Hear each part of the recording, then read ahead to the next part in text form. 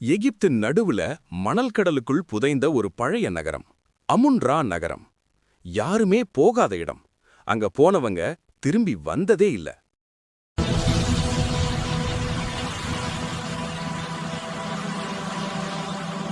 அகழ்வாராய்ச்சி தொடக்கம். தமிழ்நாட்டைச் சேர்ந்த ஆர்கியோலஜிஸ்ட் ஏட்ரியன் ரவி தன் குழுவோட எகிப்துக்கு வர்றான். இந்த இடத்துல ஒரு சாபப்பட்ட அரசன் புதையல் இருக்குன்னு ஒரு பழைய ஓலை சொல்லுது. அவன் சிரிக்கிறான். சாபமா? அதெல்லாம் கதை. மறைந்த கல்லறை. நனல அகழ்றப்போ பெரிய கல் வாசல்.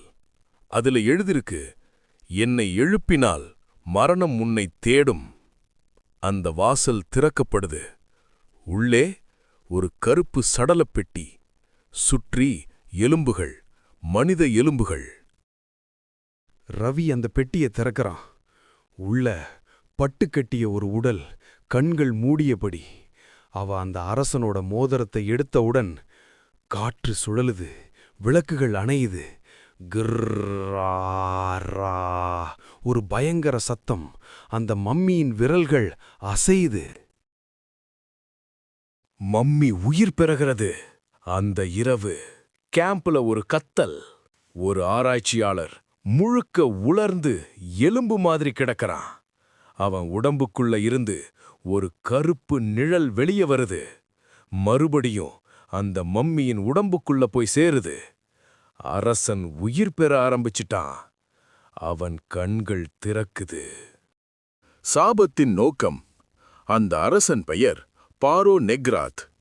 3000 வருஷம் முன்னாடி அவன் இறந்துட்டான். ஆனா அவனோட ஆத்மா சாபத்தோட கட்டுப்பட்டிருக்கு.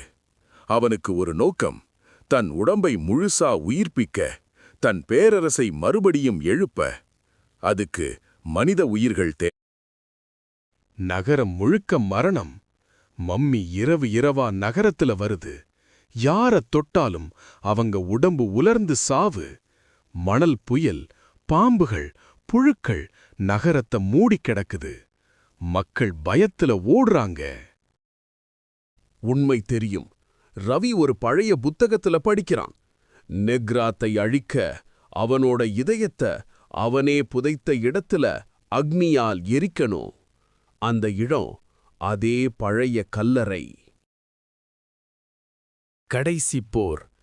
கல்லறை உள்ள மம்மி முழு சக்தியோட நிக்குது. நீ என் சாபத்தை எழுப்பினாய்னு ஒரு கரகர குரல். மணல் புயல் சுழலுது. சுவர்கள் இடிஞ்சு விழுது. ரவி ஓடிப்போய் அந்த அரசனோட இதயத்தை கண்டுபிடிக்கிறான். தீ போடுறான். மம்மி கத்துது, நா! அவனோட உடம்பு சிதறி மணலா மாறுது. அமைதி. ஆனால் எல்லாம் முடிஞ்ச மாதிரி.